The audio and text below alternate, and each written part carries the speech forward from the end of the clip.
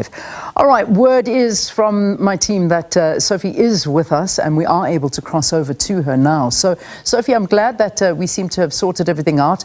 As I've been saying, Minister Gwede Mantashe is there and participating. This really does come at a time where the President of COP28 is facing criticism over the statement he made on the issue of fossil fuels. Perhaps you can tell us a little bit more about what he actually said and what we can expect from Minister Mantashe, who is also often accused as some who's pushing back against phasing out fossil fuels. Well, as you are aware, Leanne, that we are in the Gulf region and the President of COP has been involved in the oil companies. And when he was appointed to be the President of COP, there were concerns around the issue of him being committed to fossil fuel. And therefore, there were concerns that he's not going to be able to push in a manner that is required to ensure that you are able to phase out the use of fossil fuel. And therefore, apparently, he had discussions with Mary Robinson, and this matter came up. However, yesterday, he was very angry, saying that it was not what he said, but he was just saying that scientists must be involved and also that they must continue to do research in terms of the impact of climate change and what could be the reason that we are experiencing this, but not being a denialist. Him saying that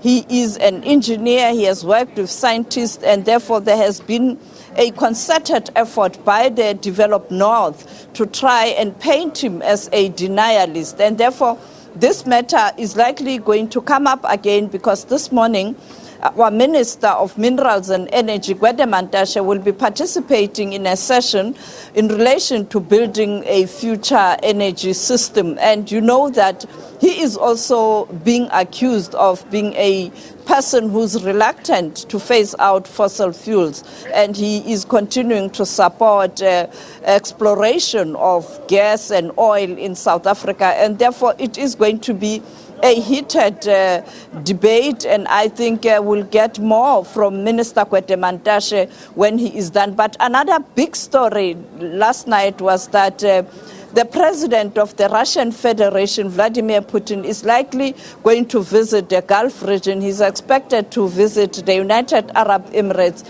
and also Saudi Arabia. And you know where he stands in relation to issues that are related to phasing out fossil fuel gas and all of that. And we expect another hectic day or hectic week here in the Gulf region. We are not clear in terms of when President Putin will arrive in the Middle East. And he comes at a time where you also have this conflict in the Middle East where Israel is continuing to bombard Gaza. And I think that matter will come up if he arrives when he meets the leaders of the Middle East, including Saudi Arabia. But what I can tell you, Leanne, my observation is that the South and countries that are developing are tired of bullying tactics of the North, and they are pushing back. However, yesterday I spoke to John Kerry. You know, he's an envoy of the President of the United States of America on climate change. He was equally angry, saying that there's a pushback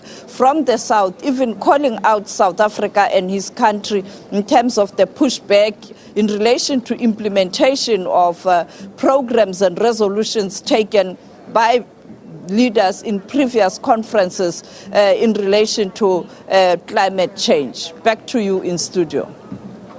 All right, Sophie, thank you very much, giving us an update there from COP28 in Dubai. Very interesting developments there, and interesting to hear that the Russian President Vladimir Putin also expected to pay a visit. I mean, a lot happening in the background, certainly is. About 80,000 people have registered and signed up to attend the conference. And I mean, you could see the hive of activity that was happening behind Sophie there. Lots and lots of people walking around, but also, of course, you can imagine the protesters also gathering in certain certain areas, but Dubai is one place that's very sort of particular when it comes to these protesters. And I know that that was also a sticking point, whether or not they could or could not gather, because Dubai not allowing things like that to happen, but unless prior permission is given. So there's lots happening. We certainly will keep you updated on all of this, and of course having Minister Gwede Mantashe represented as well.